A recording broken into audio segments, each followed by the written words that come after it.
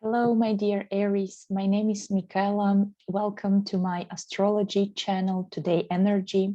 And this video will be a monthly forecast for you, Sun, Moon, and Rising Aries for the month of May. Let's see the most important astrological events that will influence our lives.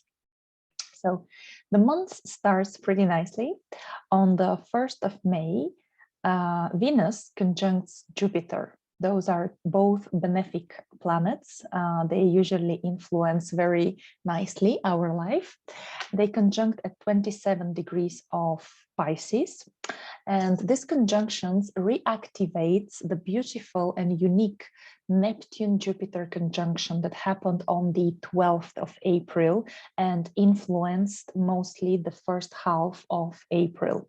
So maybe you want to remember what happened back then in your life, because now this will be highlighted, let's say.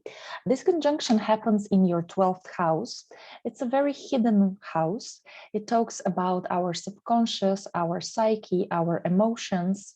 So even though generally this is a very lucky day for all of us, and these two planets will support each person on the planet. In your case, it's more about the topics of releasing something, of letting go something, and Venus and Jupiter will make sure that it's a pleasant process for you.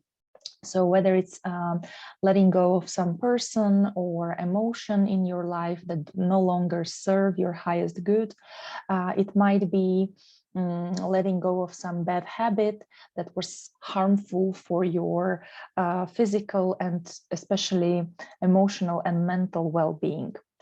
As well, 12th house can talk about foreign lands and people from abroad. So maybe you will meet someone from a very distant place on Earth. It might as well talk about successful ending of some project, let's say of something you were doing in isolation. Maybe you're healed, you're cured, and you are leaving hospital finally. Possibly it can be about having a chance to earn some money on a distant job, or doing something in isolation, or travel somewhere to do the job. Venus rules your partnerships. So in this case, we can talk that at the beginning of the month, on the very first day of the month of May, your partners will be very Jupiterian. That means they will be very optimistic, happy, generous, kind of larger than life attitude. Indeed, you might meet your love from a different culture abroad or in an international company, for example. And as well, 12th house is about gurus in our lives, psychologists, spiritual leaders, healers. So you might meet such a person. Last but not least, first could be wonderful for you if you want to pamper yourself, take care of yourself, visit some spa or do a massage, just care for your physical and emotional well-being. On the 2nd already, Venus goes into Aries. For Venus, it's not very comfortable position, I must say, but it's your first house, Aries. So while your partners take some coloration of your sign for about a month while this transit lasts, so your partners will become a bit more fiery and maybe quite rushing, impatient, pioneering, assertive. You, on the other hand, will become a bit more Venusian. So first house, it's about how you look, and you will look absolutely lovely. It's how you interact with the world, with the others, how you build relationships. So it's a great time to show some diplomacy and your personal charm. So great time for actually building relationships a whole month from now on. Not only that, but on the 11th of May, Jupiter also goes into Aries, your first house. So giving you this Jupiterian vibe of being very popular, of being very wise, very just, of attracting people towards you as a person who is an expert, who is a teacher, who can inspire and teach others something. Of course, you will irradiate optimism and faith and joy definitely this month. So again, Jupiter in first house, just be careful not to gain some weight, I would say, if you don't wish it, because Jupiter really is kind of like larger than life energy. So it might provoke you to pamper yourself a bit too much without any boundaries. But overall, I see it kind of beautiful and positive period for you. On the 10th of May, Mercury stations, as if it stops its movement, to turn and to start moving in a retrograde motion. That happens in your third house, that's 4 degrees of Gemini. And Mercury will be retrograding until 3rd of June, when it will station, so kind of stop its movement from our earthly perspective to turn direct. That will be on the 26th degree of Taurus, your second house. So overall, you better remember these 2 dates, 10th of May and 3rd of June, because they are not very good, I would say, dates for any important matters, especially in your case, concerning studies, travels, vehicles, documents, communication, sharing ideas, sharing opinions. You might be very much misunderstood, especially in your local community, within your family even, and as well, don't do any financial operations, or at least I would not recommend those for these 2 dates. While Mercury will be retrograding through your third house, he will probably return you to finish some unfinished business exactly in the matters of knowledge collection, finishing some courses, getting some certificates, degrees, maybe going back to some education, to some old skills you wanted to learn or master, and then you kind of drop it. Maybe you have to finish something regarding your small business, or go back to advertising, PR campaigns, open up again your old page, or on the other hand, maybe just finish something there. Yeah, it can be about documents, travel to some old familiar places, reestablish communication with your neighbors, with your old neighborhood, your cousins, your siblings as well. And then on the 23rd, Mercury goes back into Taurus in its retrograde motion. And in Taurus, in your second house, you will reevaluate most probably your budget, your income sources. Maybe you'll get back to some old work projects, or you will need to finish them. And you might remember something that you wanted to buy for yourself, for your home, house. And now you can actually check the market once again and finally acquire it. Something like furniture, for example, or some clothes, something for your physical pleasure. So on the 13th, Sun conjuncts Rahu, the north node, at 22 degrees of Taurus, again your second house, highlighting even more your financial area. So Rahu has this energy of expansion, of something new, something foreign, unknown, exciting. So you might be presented with many opportunities, especially new opportunities to earn money. You might be also, of course, incited to spend more. So be careful with that, because Rahu tends to be insatiable. So you might earn a lot, and in a very interesting way with a lot of people, for example. Some new ideas can come to you regarding incomes, but as well, you might be prone to overindulge yourself. On the 16th, we have a full lunar eclipse at 25 degrees of Scorpio, together with Ketu, South Lunar Node, talking about future and letting go. So lunar eclipses are very massive and very powerful full moons as well, talking about either culmination or ending of some processes. And in your case, that's 8th house. So we are talking about really detoxification, mostly emotional, psychological, but also could be physical. 8th house is about difficult crisis situations in our life that bring us sometimes some pain, problems, but it's all for our learning and maturation. It's kind of a scorpionic area in our charts.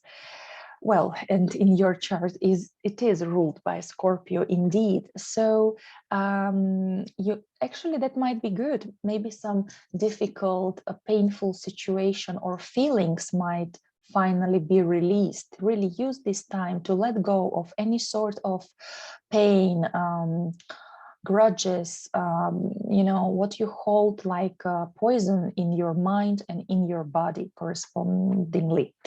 As well, 8th house is about shared resources. So maybe some source of passive income can end or transform in your life, or you might return to some old source of income, let's say renting your old property while you move somewhere else. Of course, 8th house is about our very intimate personal relationships. So maybe such relationship can either end or transform. It might even culminate. Why not a culmination of just being boyfriends and girlfriends into an engagement and moving in together and establishing a common budget? There might be real discoveries and news as well about your intimate partner, maybe even news about pregnancy, perhaps.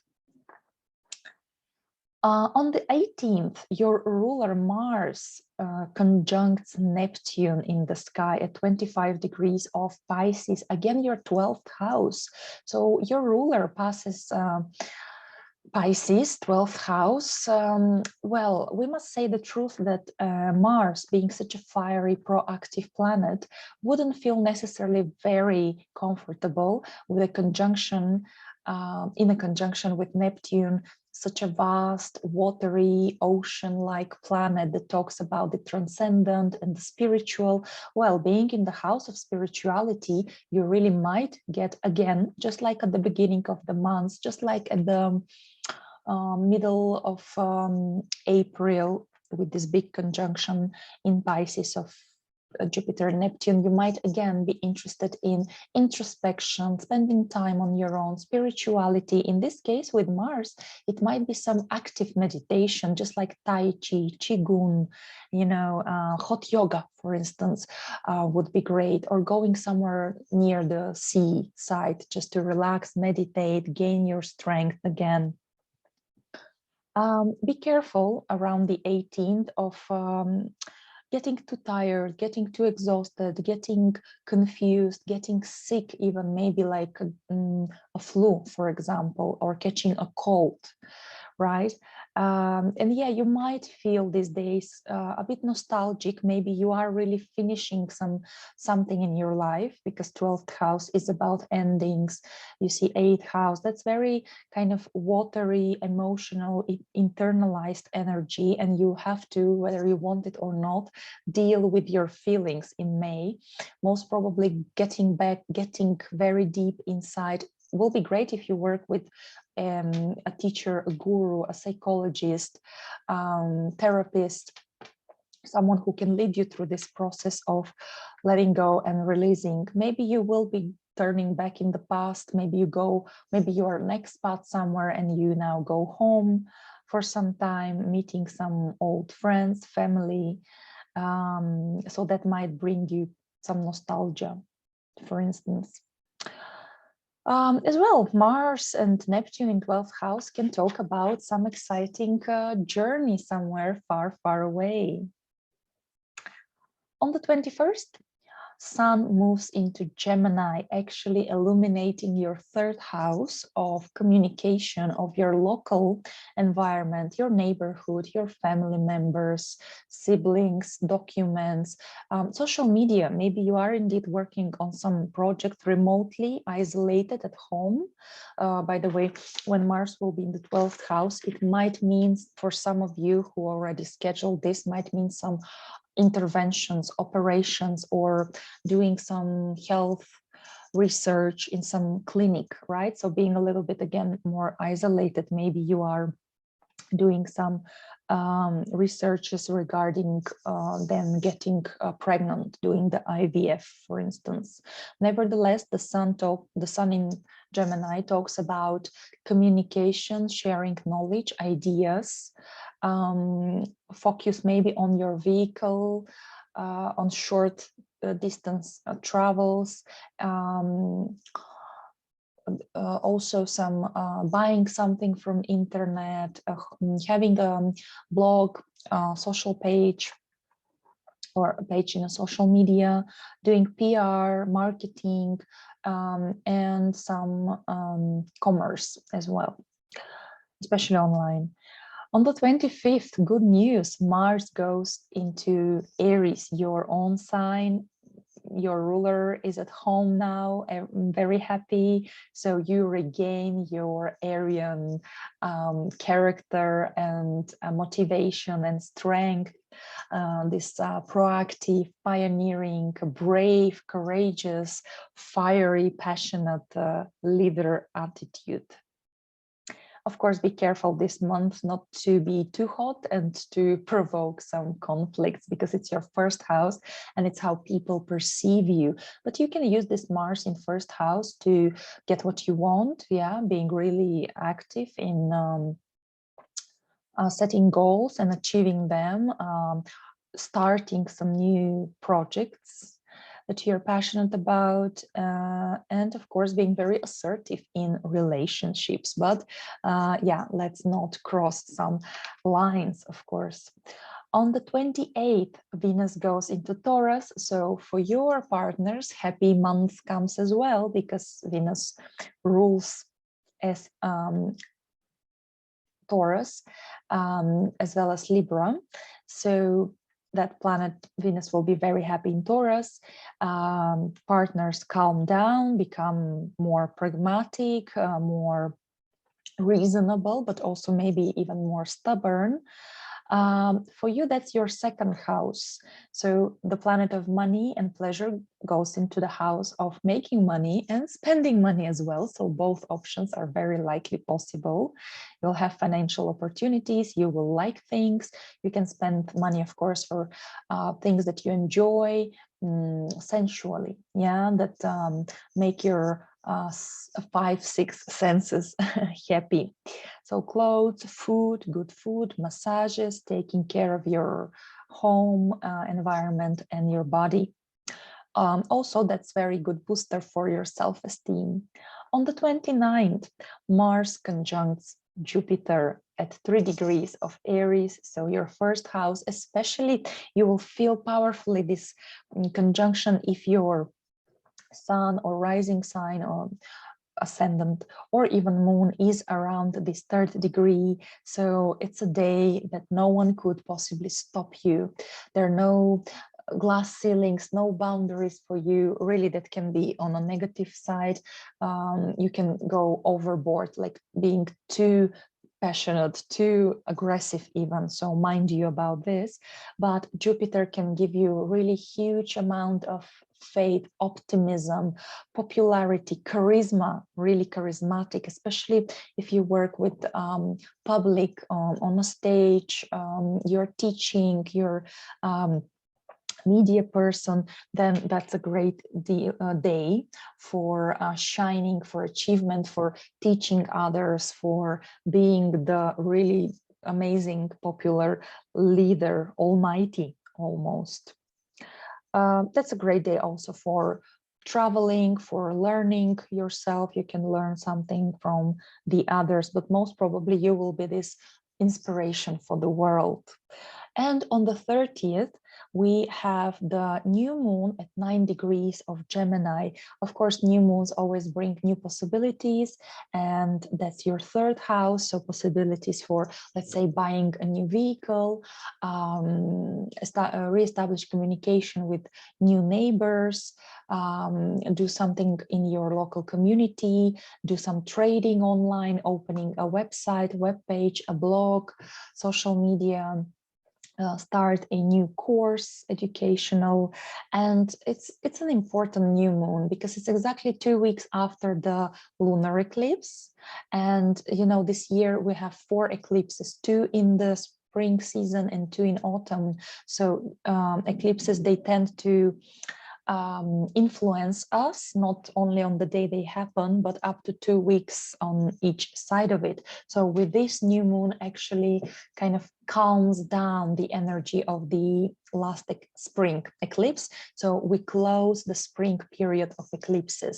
So all this 1.5 months of turmoil, of feelings, of events, not maybe with you particularly, but if you have important placements in fixed signs, that is Scorpio and Taurus most of all, but also Leo and Aquarius, well, yeah, you will feel these eclipses. And now finally, with the end, last day basically of May, we like life calms down, the energy goes back into its, I would say, more normal flow, even though many people will feel quite changed. Well, dear Aries, that was the forecast for May for you. Thank you very much for watching, sharing, liking this video, and for subscribing for my channel. I wish you a wonderful month of May, and I'll see you soon. Bye.